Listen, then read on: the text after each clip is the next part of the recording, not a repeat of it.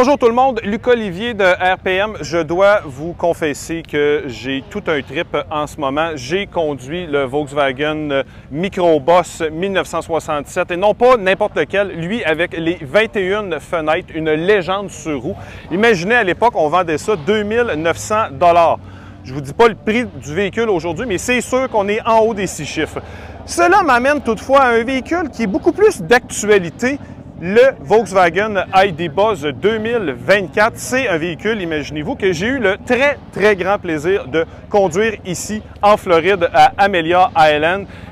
Là, vous comprenez que ce n'est pas le modèle nord-américain, il n'est pas encore dévoilé. Il sera dévoilé en cours d'année 2023 avant sa commercialisation qui, elle, sera à l'été au mieux. À l'été 2024. Donc, on a encore un petit peu de temps devant nous pour vous en parler. Donc, ce que j'ai conduit, c'est un prototype européen, la version courte. Et laissez-moi vous dire, c'est un véhicule qui est vraiment extrêmement impressionnant. Bon, d'un point de vue de design, on voit les liens filiales avec la première génération, le type 2 et le type 1, évidemment, avec la grille de calandre à l'avant qui est moins en V, celle-ci est plus en U, mais c'est quand même assez moderne et on voit les liens filiales avec ces anciennes générations. J'aime beaucoup l'approche qu'on a fait avec le véhicule et c'est vraiment très intéressant. Vous voyez aussi à l'avant, on a une grande fenestration. C'est typique avec le type 2 qu'on avait, comme vous le voyez là, beaucoup de fenêtres aussi. Donc, j'aime beaucoup ce qu'on a fait.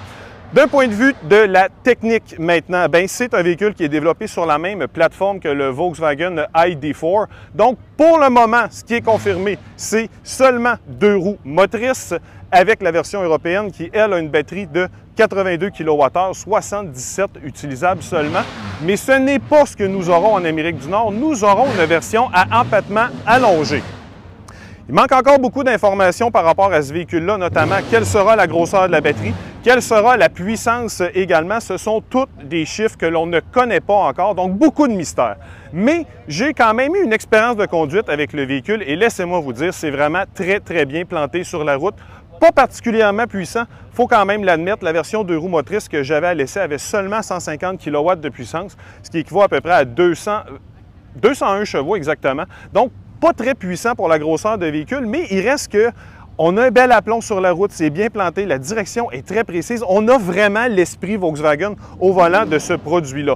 Autre caractéristique qui est super intéressante, c'est l'aménagement intérieur. Vraiment, c'est très bien fait, pensé en fonction de la famille. Et la famille jeune, branchée, moderne, on a plusieurs éléments de design à bord du véhicule qui sont vraiment uniques, très originaux. Donc, j'ai vraiment aimé ce véhicule-là. Mais évidemment, avant de m'exciter le poil des jambes, je dois attendre qu'on ait découvert la version nord-américaine, quels seront les specs et surtout, est-ce que nous aurons une version 4 roues motrices? Là, ça serait vraiment un produit extrêmement intéressant. Mais d'ici là, tout comme vous, je vais devoir patienter avant d'avoir toutes les données.